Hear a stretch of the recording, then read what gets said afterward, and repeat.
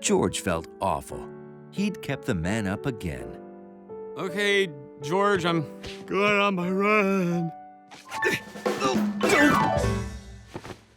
Maybe after a cup of tea.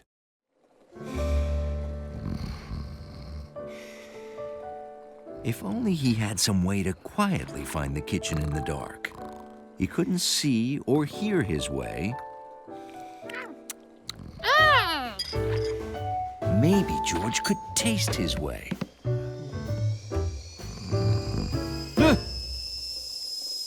George, don't eat off the floor. Use a sponge.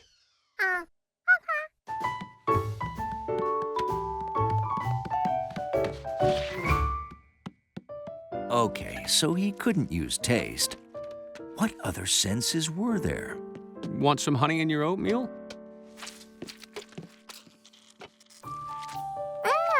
Maybe touch.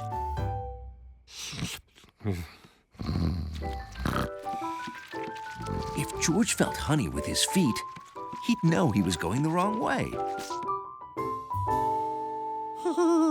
He was so excited about his path, he could hardly wait until he couldn't fall asleep to try it out.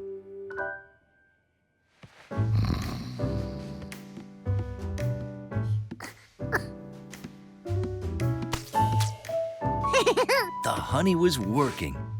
He was finding his way by touch. Trouble is, once you step in honey, it sticks to your feet. And before you know it, it feels like it's everywhere.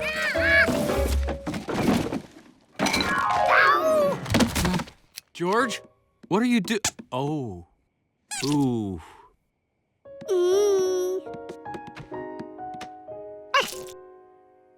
George needed to feel his way with something less messy.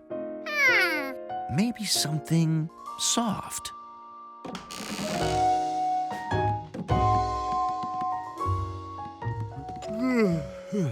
We're going for a ride, George.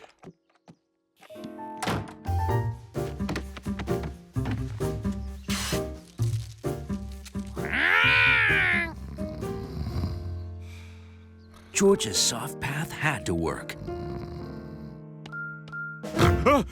What? Because the man's race was tomorrow, and he needed to get some sleep. Oh,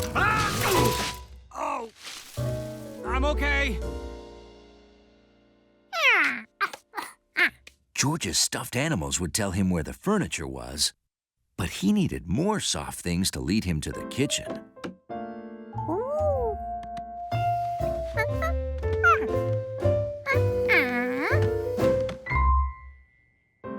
George sure hoped his path worked.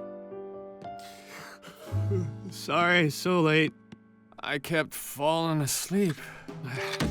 Big race tomorrow. Gotta go to bed early. Right after supper. George didn't even have to wait until bedtime to try his soft path out.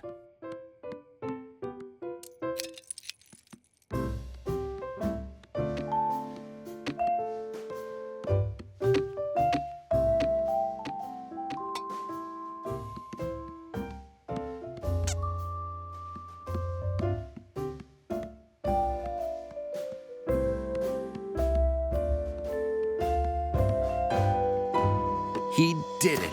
He'd made it to the kitchen, and he didn't wake the man. In fact, he used his path many, many, many times.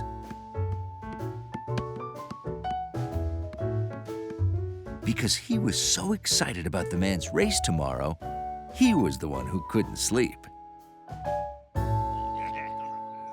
The next morning, George was there to cheer on the man as he swam.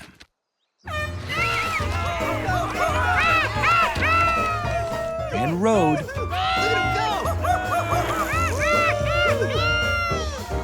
And ran his way to the finish line. Oh, did you see that, George? But George missed the finish. All that walking around made a monkey very sleepy.